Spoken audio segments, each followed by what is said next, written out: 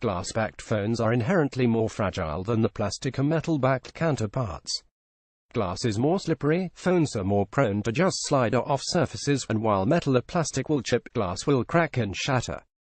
That's exactly what happened to my Samsung Galaxy S7, and while the Galaxy S8 is here and the Galaxy S9 won't be too far away, the S7 is still a very good phone worth saving.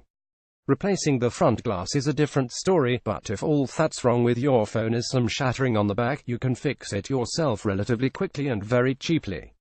It's also worth pointing out that any kind of self-repair is probably going to affect the phone's water resistance. So don't go dunking it afterwards. What you'll need, obviously, the first thing you need is a new back. These aren't particularly expensive, and I got mine from Amazon for about £20, $26.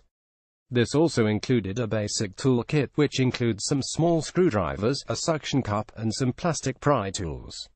You may or may not need to use these, as you'll see later on. When choosing a back, also make sure to choose one with adhesive pre-applied, because otherwise you'll have to do this yourself, and it's honestly not something you should have to deal with. They're no more expensive with adhesive, just be sure to choose the right one.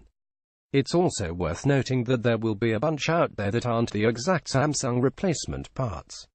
The one I linked above is the same exact back I used in this guide, and while the black color match is perfect, it doesn't make it an OEM part. I'm fine with it, but if you're not, then be sure to hunt down a genuine Samsung part. I also recommend acquiring a replacement camera lens and housing. You don't need to do this, but you'll have to remove it from the old back and adhere it to the new one. It's also pretty easy to bend, so for the few bucks it costs for one of these, it's worth doing. You'll also get some fresh adhesive, so it's easy to apply. The main tool you'll need is a heat gun. If you don't have one of these, a hairdryer will work just fine.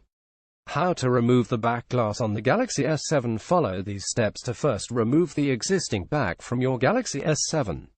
Apply heat around the edges of the phone to soften the existing adhesive. It helps to focus on one area first that you intend to pry the back up from. Using a suction cup or a pry tool, work the back away from the phone on one edge. Don't expect much, all you're trying to do first is get a small area to separate so you can move on. In my case, I ended up using a very small flathead screwdriver on the damaged corner. Once you have an edge to work with, insert something stiff, like a business card, to keep it from settling back down on the phone. Repeat the steps above to heat, lift and separate the back from the phone, being careful not to damage anything inside the phone. When you've pried the back off entirely, you'll be looking at something like the image above. Ensure you've removed all the adhesive and any colored film that came away from the phone before you move on. If you're going to try and reuse your camera lens and housing, you'll need to follow the steps above to heat and separate this from your existing glass back. Since my camera lens was smashed anyway, I automatically went with a replacement part, but if you're reusing, be careful not to bend it, otherwise it won't sit back in properly when you reassemble the phone. Rebuilding the phone, the end result now comes, technically, the easier part. Because the fresh parts already have their adhesive applied, it's a case of sticking everything back together. A word of caution though, remember the back of this phone is glass. If you're too rough or press too hard, expect it to break. I speak from experience. First, attach the camera lens and housing to the new glass back.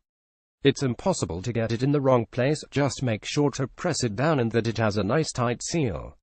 Wipe down the inside surface of the new glass back. This is the last chance to remove any grease or dust before it goes down on the phone. Remove the plastic from the adhesive around the edges. Line up the back on the phone, and gently place it down. Press down firmly around the edges only. From here on out, just peel off all the protective plastic on the outside and you're good to go.